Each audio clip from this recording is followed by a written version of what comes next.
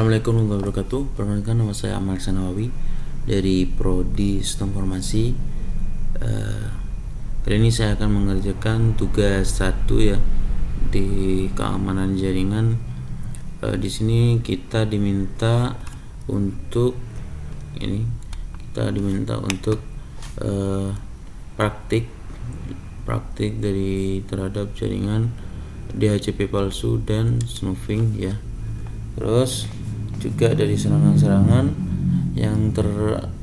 terhadap sistem server aplikasi dalam SQL injection. Nah, seperti itu. Oke, kita langsung saja buka di paket trackernya ya. Di Cisco paket trackernya tinggal kita buka saja ini.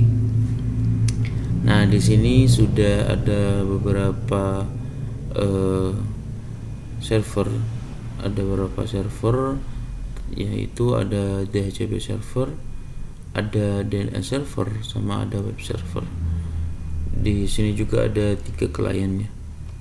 Oke, di sini kita harus cek terlebih dahulu di IP-nya. Di IP server ini, DHCP server, dia menggunakan 192.168.10.2 itu ya. Untuk di DNS servernya itu sama depannya karena menggunakan tipe C ya. Karena menggunakan tipe C maka sama 192, cuma beda di 2 terakhir, yaitu punya DNS server ini menggunakan 10.3, sedangkan yang di sini 10.2. Itu saja bedanya. Nah, di web server itu menggunakan IP 10.10 gitu. Oke, setelah itu di sini di klien. Nah, di klien itu harus di sini itu sebetulnya kita DHCP langsung Dynamics ya. Jadi dia itu mendapatkan IP langsung secara otomatis. Jadi di sini IP-nya mengikuti yang ada pada server-server ini. Jadi ini ada 192.168.10.102. Jadi di klien itu range-nya, rentangnya itu dari 100 sampai 199 di klien. Jadi di sini yang PC 0 klien 0 ini mendapat 10.100.2. Terus yang ini juga mendapat 100, yang ini dapat 103, seperti itu. Oke, untuk IP-nya seperti itu. Nah, sekarang bagaimana bagaimana klien ini bisa terhubung? Nah, bisa kita cek ya. Bisa menggunakan command prompt, bisa. Misal kita ping ya.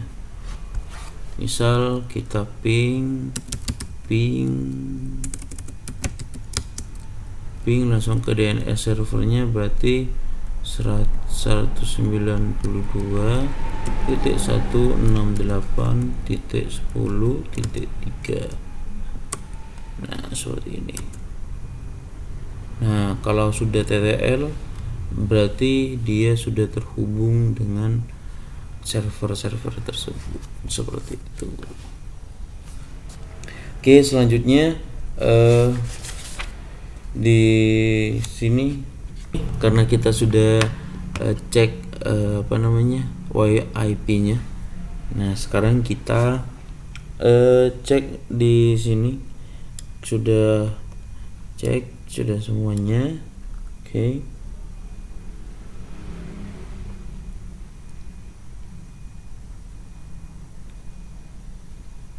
Oke, sekarang kita cek dulu di DNS server ya. Kita cek dulu DNS server, pastikan di service terus di DNS. Nah, ini sudah ada www.coba.com. Nah, ini tinggal diklik on gitu. Ini gunanya buat apa? Nanti kita bisa akses dari klien ya. Di klien itu tinggal kita ke web browser.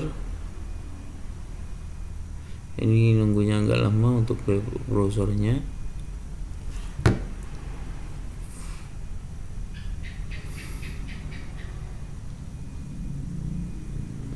Nah, ini tinggal kita ketikkan www.coba.com.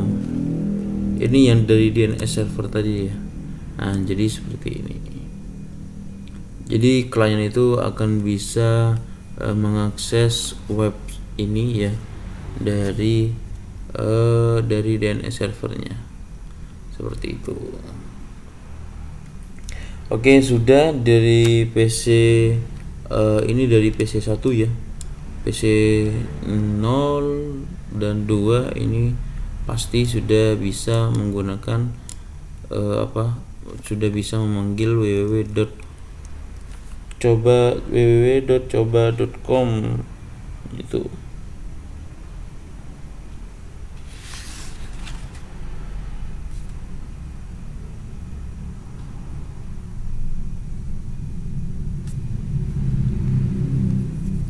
www.coba.com gini ya. Nah, seperti itu. Oke, kita lanjut ya di di praktikum ini. Kita langsung lanjut di bagian pelaksanaan. Di sini kita diminta untuk menyiapkan satu server yang dijadikan sebagai server DNS DHCP. Pasang alamat IP secara statik dengan alamat yang satu network address dengan jaringan. Oke. Jadi di sini kita diminta untuk membuat server baru ya. Kita diminta untuk membuat server baru. Jadi tinggal kita kita tinggal cari servernya, diklik, terus diklik di sini. Misalnya gini ya. Nah, di sini. Terus kita tarik dia menggunakan kabel strike ya, kabel strike. Tinggal tarik gini, tinggal diklik, ditaruh dimanapun ya, sama ya, karena di switch. Jadi nanti server kita ini akan terhubung dengan switch yang di sini, seperti itu. Sambil nunggu ini berwarna hijau juga. Oke. Nah, ini sudah berwarna hijau ya, artinya sudah terhubung dengan terhubung dengan satu sama lainnya. Oke, di sini kita diminta untuk pasang alamat IP secara statis ya.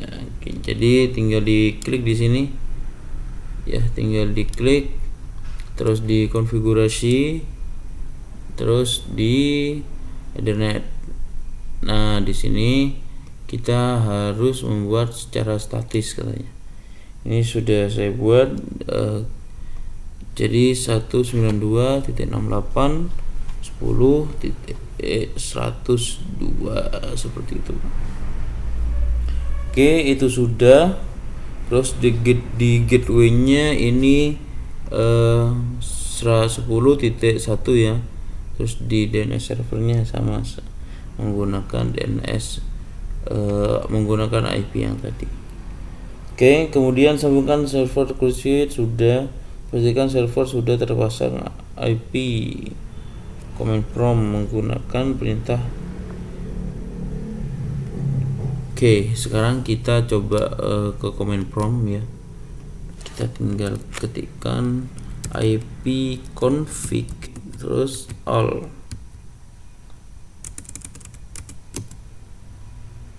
Nah, sudah terpasang ya alamat IP-nya ya. Nah, ini alamat IP-nya sudah terpasang. Setelah itu kita ke bagian service. Di bagian service ini kita di DHCP ya. Kita harus on-kan ini dulu, sudah. Terus di gateway-nya kita menggunakan yang tadi, menggunakan 192.168.10 ya, 1. Terus di DNS servernya kita menggunakan IP pada DHCP palsu ini. Yang terakhir itu ada di sini menggunakan 50. Jadi range-nya dari 50 ke atas ya. Gitu. Terus jangan lupa di save seperti itu. Ini 50 ya. Oke, sudah dipasang, terus IP-nya sudah dipasang juga. Setelah itu DHCP siap, aktifkan fitur DNS konfigurasi. Nah, baru kita setelah ini baru kita buka DNS-nya. Sudah klik on ya. Terus kita buka www.toba.com. Baru kita save. Seperti ini. Jadi kita harus klikkan seperti ini baru kita save. Dan seperti itu. Oke, kalau sudah kita harus mencobanya ya. Kita mencoba di PC client ini atau PC constraint ya. Jadi workstation ya. Jadi di PC client ini akan berubah dengan sendirinya ya. Misal kita di sini ini ya, di sini ya, misal di sini ya, desktop ya, kita refresh. Nah ini kan 114 ya, ini ya kita refresh apa namanya DHCP nya, IP address nya ini akan dapat berapa. Ini sudah sudah terlihat bahwa IP address-nya berubah menjadi 10.50. Terus DNS servernya ini menjadi 102 ya, mengikuti dari DHCP dan DNS palsu yang tadi. Terus biar lebih terpercaya lagi, kita buka command prompt ya. Kita buka command prompt, kita ketikkan ipconfig all seperti itu.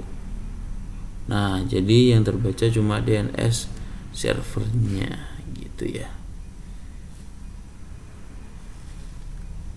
Nah, seperti itu. Setelah itu, nah yang ini pengetesan yang harus kita pastikan ya. Kita ke sini, kita ini di web browser. Di web browser ya, ketika sudah IP sudah masuk di 50 ya, 192.168.10 di 50. Nah, itu sudah masuk ke dalam DHCP dan DNS server yang palsu.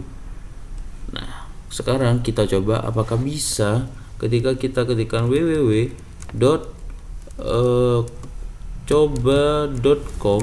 Nah, seperti ini ya. Nah, ketika ini kita enter, ini akan bisa ya. Nah, cuman ini yang palsu seperti itu. Jadi kesimpulannya, DHCP dan DNS server palsu ini akan berjalan ya, akan berjalan ketika kita merefresh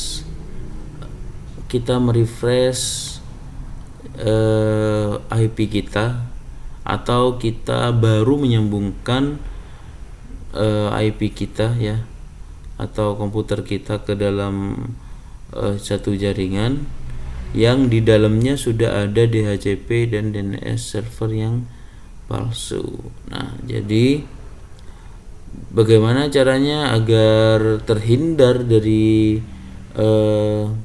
DHCP dan DNS palsu ini? Kalau saya itu biasanya kita harus tahu sendirilah bagaimana itu IP yang dibuat, terus IP-nya dimulai dari berapa ya. Soalnya itu juga pengaruh. Tadi di PC 0 ini kan punya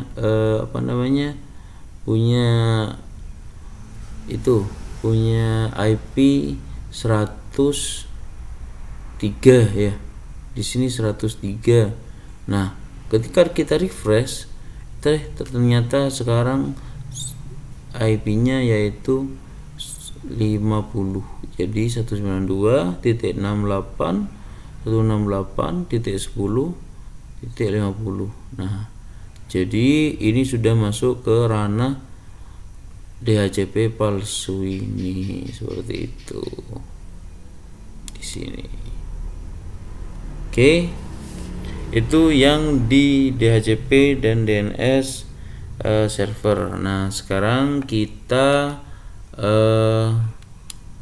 akan buat lagi ya yang kedua, yaitu serangan sistem server aplikasi untuk Proteicum SQL injection.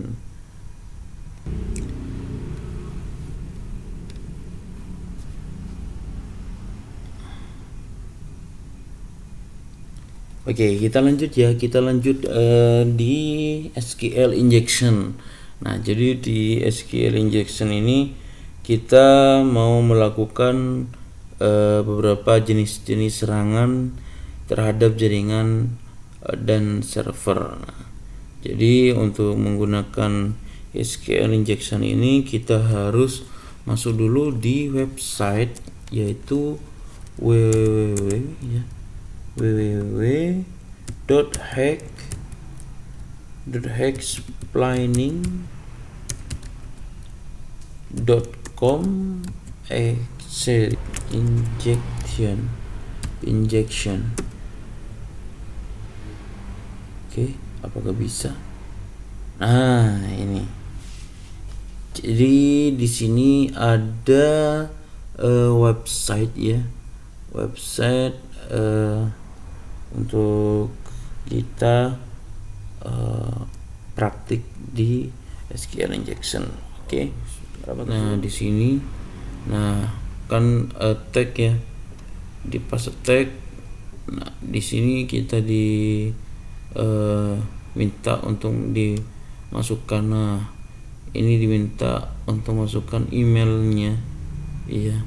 Jadi tinggal pakai email default saja sebetulnya bisa ya ini. Terus kalau sudah ke email default, setelah itu di sini juga tinggal di next ya, di next. Ada application crash katanya with unexpected error with the cool means. Jadi sebetulnya kita cuman tinggal klik saja ya, tinggal klik sampai dia memunculkan kata sandinya. Jadi kalau username-nya kan sudah ada ini di email.com-nya ya, tinggal kita masukkan di dalam sampai passwordnya. Oh, ini disuruh dulu untuk masukkan password katanya. Tinggal diklik ya. Kalau tidak bisa langsung kita next. The quote is a string katanya. Oh, kayaknya bisa gitu ya. Baru di sini behavior injection vulnerable to. Oke, baru kita dikasih tahu. Oh, ini passwordnya. Ternyata tinggal this or 1 sama dengan 1 min. Nah, seperti itu, tinggal kita login. Nah, di sini kita sudah masuk ke dalam banknya Squarebank itu. Jadi dengan SQL injection ini kita tahu bahwa alur dari hacking ya, alur dari para hacker itu sebetulnya adalah dari pesan error ya, dari error yang mereka ciptakan.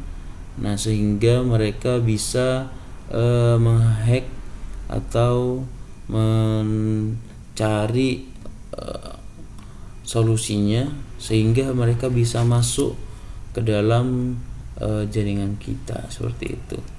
Jadi kesimpulannya dari hexplaining ini yang kita yang kita kerjakan, yang kita praktikum ini, yang kita praktek ini adalah ketika kita ketika kita ingin mengetahui sesuatu, nah itu kita hanya perlu mencoba dan terus mencoba.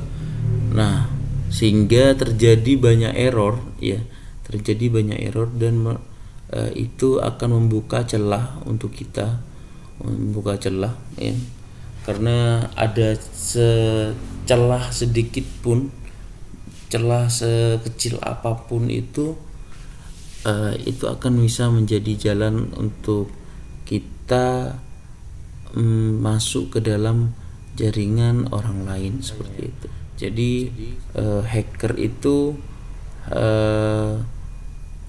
banyak try errornya. Jadi banyak error yang dikumpulkan ya, terus disimpulkan oleh dia. Jadi ini polanya ini seperti ini. Nah, jadi saya bisa masuknya di sini seperti itu. Jadi sebetulnya error itu yang membuat hacker bisa masuk ke dalam jaringan kita seperti itu. Nah, itu tugas pertama ya di mata kuliah keamanan jaringan. Jadi ini tugas pertama di keamanan jaringan yang tadi sudah kita berlakukan, DHCP palsu dan DNS spoofing ya. Terus ada SQL injection yang tadi.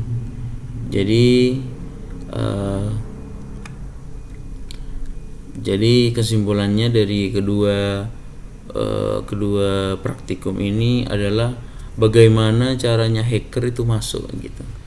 Yang pertama, mereka masuknya dari IP ya.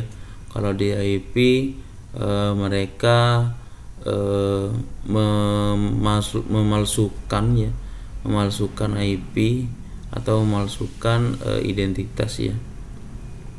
Jadi dia palsukan sehingga yang akan nyambung ya, atau yang akan connect ke wifi atau ke internet atau jaringannya itu akan teralihkan ke dalam server peretasan itu di DHCP palsu itu.